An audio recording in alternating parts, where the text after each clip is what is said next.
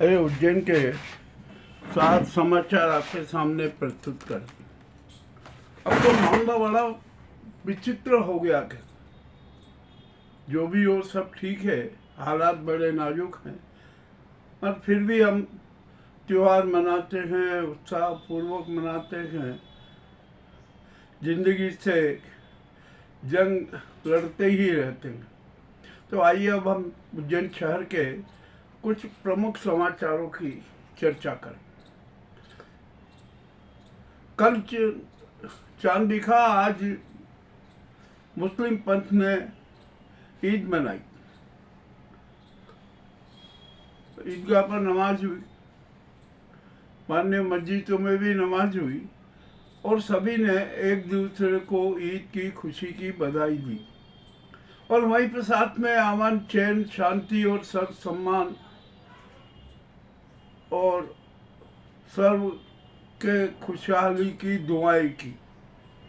अब ईश्वर दुआएं कबूल करेगा, अवश्य करेगा, क्योंकि ईश्वर क्रूर नहीं है, क्रूर तो हम लोग हैं जो कुछ समझ नहीं पाते हैं और अपने उन्माद में, अपने स्वार्थ में हम सब कुछ भूल जाते हैं।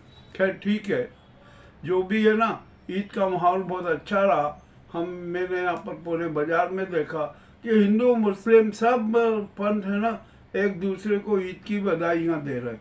यह हमारी भावनात्मक एकता का प्रतीक है, राष्ट्रीय एकता का प्रतीक है कि हम सब एक हैं, हमारे में कोई किसी प्रकार का विवाद नहीं है। जो ये उन्मादी जो चिंटू है ना, हिंदू मुस्लिम की भावना करते हैं, ये उन पर करारा प्रहार। चलिए ठीक है। अब यहाँ पर शहर में एक बड़ी विचित्र स्थिति पैदा हो गई है।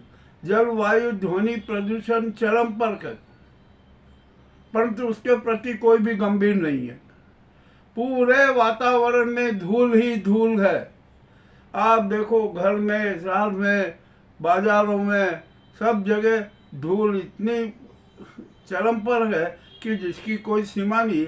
और इसके कारण जनता का स्वास्थ्य पर भी विपरीत प्रभाव पड़ रहा है। अनेक लोग बीमार हो रहे हैं, श्वास की तकलीफ हो रही है, ये हो रही। ठीक है, अब क्या करें, धूल तो धूल ही है ना।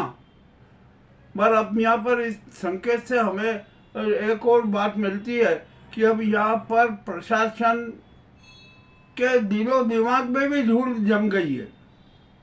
वो नहीं चाहती कि किसी प्रकार का जनता से सरोकार रखा जाए, जनता की राय जानी जाए, जनता के कष्टों से को समझा जाए, सुना जाए। कुछ भी नहीं, सब प्रशासनिक अफसर अपने अपने उन्माद में हैं। वो करो भाई उन्माद, जो जितना उन्माद करना है करो, हमें क्या दिक्कत है। सजा तो मिलना ही है, कोई भी हो उन्मादी, उसको सजा मिलती ही है, ये किसी से छिपा नहीं है। अब आ जाइए, हम यहाँ पर बात करते हैं। जब यहाँ पर सीवरेज प्लांट का चल रहा है ना, तो यहाँ पर जब सड़क खोदी जाती है, खोदना पड़ेगी, अनिवार्य है, किंतु जब आप कर लो, पाइप डाल दो, उसके बाद में समतलीकरण तो सही ढंग से कर दो, किंतु समतलीकरण भी सही ढंग से नहीं हो पा रहा है। कोई नहीं देखने वाला है, ना प्रशासन देखता है, ना कुछ देखता है, ना ठेकेदार देखता है और ना जनता देखती है। जनता भी किसी प्रकार की कोई शिकायत ही नहीं करती, तो हो जाता है। ठीक है, जो चल रहा है उन्माद चलने दो। अब यहाँ पर हमारे शहर में एक विचित्र और बात हो गई है कि यहाँ पर अब कार गैंग भी सक्रिय हो गई है।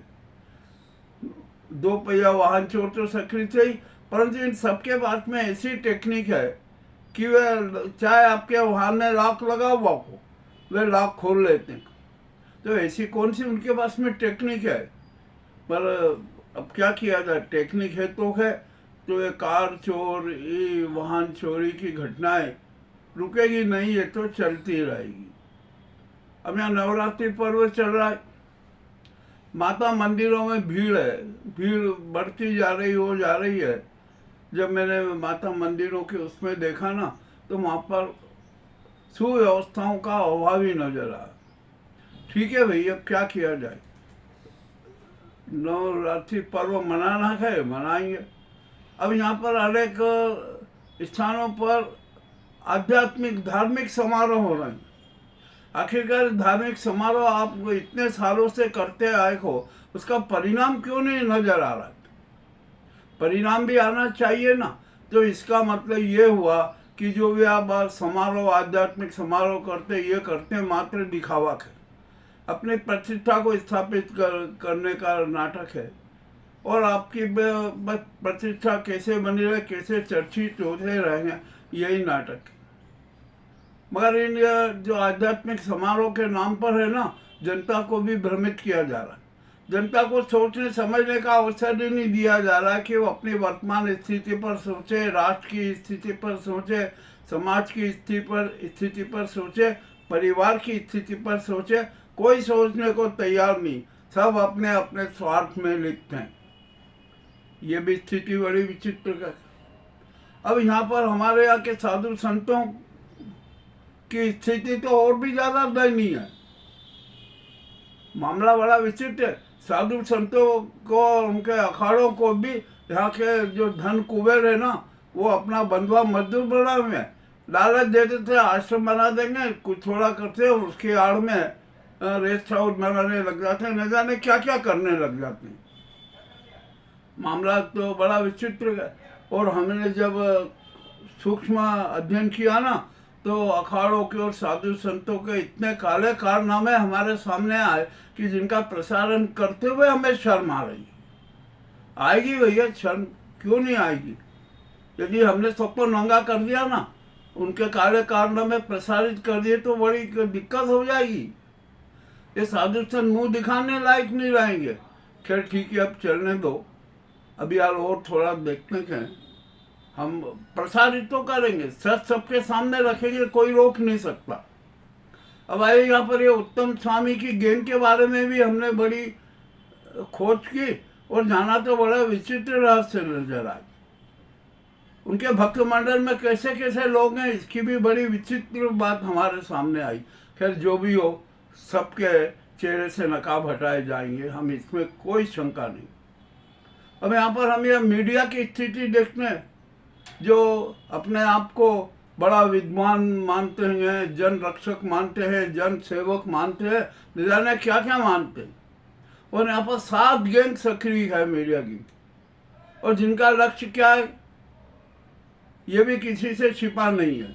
अब तो जनता मीडिया को धिक्कार रही है कि अरे धिक्कार है तुम लोगों को, आपको जन सेवा करना चाहिए ना, आप तो धन सेवा कर रहे हो, स्वार्थ सेवा कर रहे हो खुद के लिए, जनता की बात को उठाते नहीं हो। और जो भी यहाँ मीडिया है, जो ई मीडिया की तो हालत और ज़्यादा खराब है। वो जाते हैं किसी के यहाँ, कहते हैं भैया ला तुम्हारी समस्या क्या है, समस्या बता देते हैं, ला तुम्हारी समस्या का हम समाधान कर देते हैं, वीडियो बना देते हैं, चला देते हैं। समस्या का समाधान हो या ना हो, किंतु जिसका वो वीडियो बनाते हैं ना, उससे भी धन वसूल ही लेते हैं। कहते हैं कि नहीं आपको तो ये तो देना पड़ेगा, इतना खर्चा लगता है, सब कुछ होता है।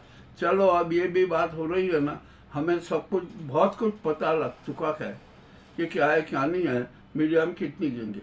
अब यहाँ पर एक और बड़ी विचित्र बात सामने आई है कि एक गैंग ऐसी है जो देव दर्शन के नाम पर अपने साथी नाटक करती है, खेल करती है। जो बाहर से आते हैं, कोई पर्यटक आते हैं, वो भी धन कुबेर रहते हैं, उनको कहते हैं अरे आपकी हमने ठहरने की व्यवस्था करवा दी है, भस्मा आरती में दर्शन की व्यवस्था करवा दी है, आपको देव दर्शन हर एक स्थानों के भी दर्शन करा देंगे, सब कुछ करा देंगे।